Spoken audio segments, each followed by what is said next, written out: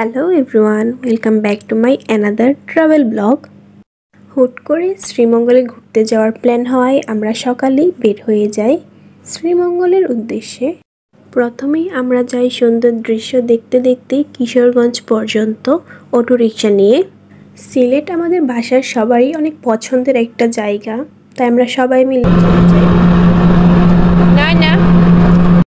একটু পরে একটু ব্রিজ পড়ে, ব্রিজ থেকে নদীর সাথে সাথে পুরো কাশবন দেখা যাচ্ছিল উপর থেকে। রিক্সা থেকে আমরা নেমে যাই কিশোরগঞ্জ জেলখানার মোড়ে। এইখান থেকে ভৈরবের রেগুলার বাস যায়, আমরাও বাসে করে ভৈরবের ব্রিজের আগ পর্যন্ত যাই। আশুরার দিন হয়, পুরো রাস্তা মানুষ দিয়ে ব্লক করা ছিল, যার জন্য পুরো রাস্তায় জ্যাম। আর আমরা বাসে বসে বসে কাশফুল দেখছিলাম, এখান থেকে অনেক সুন্দর কাশফুল দেখা যাচ্ছিল। এরপর বাস থেকে নেমে আমরা ভৈরব ব্রিজটি পার হওয়ার জন্য পিক আপে উঠি।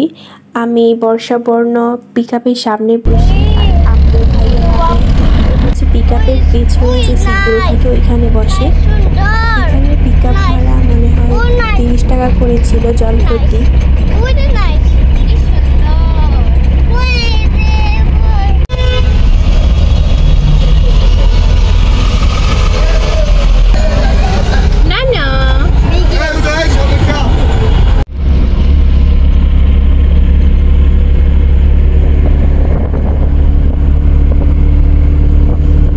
এই পিকআপগুলো ব্রিজ পার হয়ে আশুগঞ্জ রেলওয়ে স্টেশনের সামনে যাত্রী নামায়।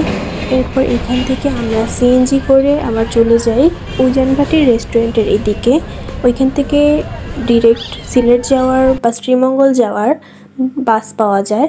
এই তো আমরা চলে এসেছি চা বাগানের রাস্তায়। সুন্দর আঁকাবাঁকা রাস্তা, তার উপর দুই পাশেই চা বাগান। শ্রীমঙ্গল এসে আমরা হোটেল খুঁজি। বাস কাউন্টারগুলোর একটু সামনেই পেয়ে যাই একটি রেস্ট হাউস, এটার নাম ছিল গ্রিন ভিউ রেস্ট হাউস। চলুন তাহলে দেখে আসি রেস্ট হাউসটির ভিতরে কেমন ছিল, অ্যান্ড অলসো আমাদের এক্সপিরিয়েন্সও শেয়ার করব। এই রেস্ট হাউসটির নিচের ফ্লোরে ছিল ছোট একটা গ্যারেজের মতো, আর রিসিপশন ছিল দোতলায়। এখানে লিফট নেই। আমাদের রুমগুলো ফার্স্ট দিন এইরকম ছিল, এরপর আমরা চেঞ্জ করে নেই। অ্যান্ড এটার সাথে অ্যাটাচ ওয়াশরুম ছিল। রুম থেকে বের হওয়ার পর একটা ছোট প্লেগ্রাউন্ড বাচ্চাদের জন্য। এরপরে হলো ব্যালকনি, আর রুমের সাথে কোনো ব্যালকনি নেই। আমাদের রুম ছিল 4th ফ্লোরে। এই ফ্লোরের ব্যালকনি থেকে নিচের সব দোকান দেখা যাচ্ছিল, আর রাস্তার সাথেই এই রেস্ট হাউসটি।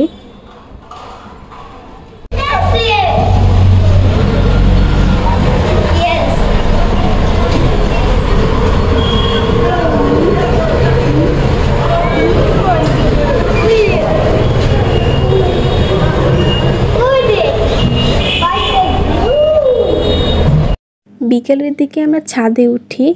ছাদে অনেক গাছ ছিল সুন্দর সুন্দর, কিন্তু ওদের রুমটি ছাদে হওয়ায় কাপড় চোপড় নাড়া ছিল, আর এটার সাথে আবার পাখিও ছিল অনেকগুলো।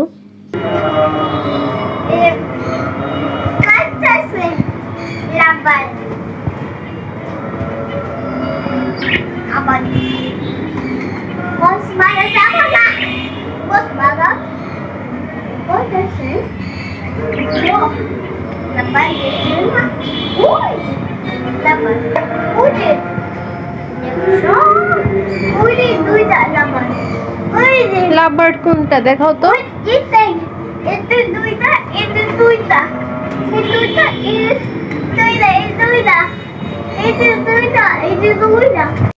সন্ধ্যায় আমরা আসি শ্রীমঙ্গলের কুটুমবাড়ি রেস্টুরেন্টটিতে।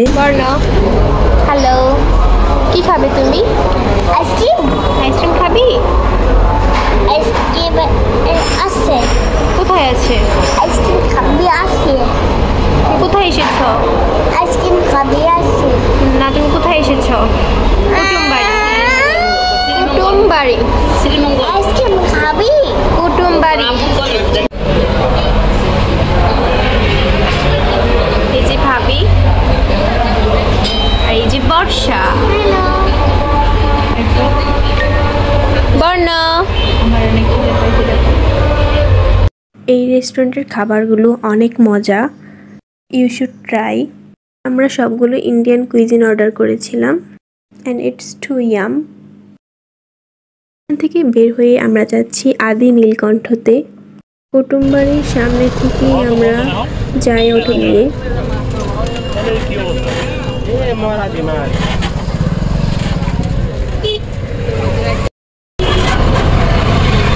আমরা যাচ্ছি নীলকণ্ঠতে, বাড়ি থেকে নীলকণ্ঠতে যাচ্ছি আমরা সবাই। এই রাস্তার ভিউটা আমার সবসময় অনেক ভালো লাগে। এইখানে আসার পুরো রাস্তার দুই পাশে রাবার বাগান।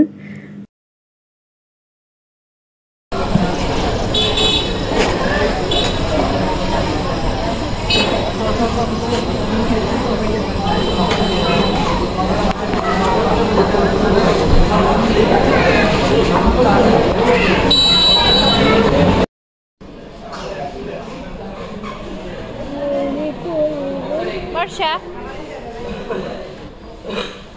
না না, এই সেই বিখ্যাত 7 রঙের চা। কালারটা লাইটের জন্য আরো বেশি সুন্দর দেখা যাচ্ছিল। এরপর আমরা বাইরে কিছুক্ষণ হাঁটি।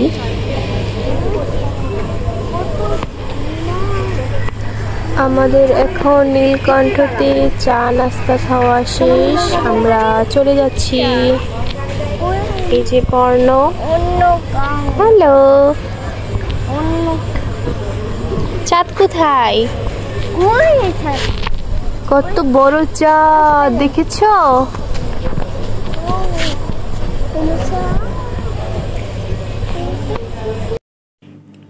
এরপর হোটেলে চলে আসি। হোটেল থেকে কিছুক্ষণ রেস্ট নিয়ে আবার বাইরে বের হই ভাইয়ার সাথে, আমি আর বর্ষা, রিক্সা নিয়ে ঘুরতে।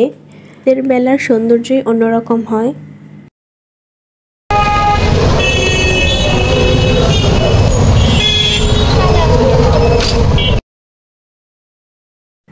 ওই দিন রাতে ভাবির বার্থডে ছিল, তো আমরা 12টার পর ভাবিকে উইশ করি অ্যান্ড ভাবি তার গিফটগুলো আনবক্স করছিল। আজকে এই পর্যন্তই। Thanks for watching this video. If you like my video please subscribe my channel and comment down.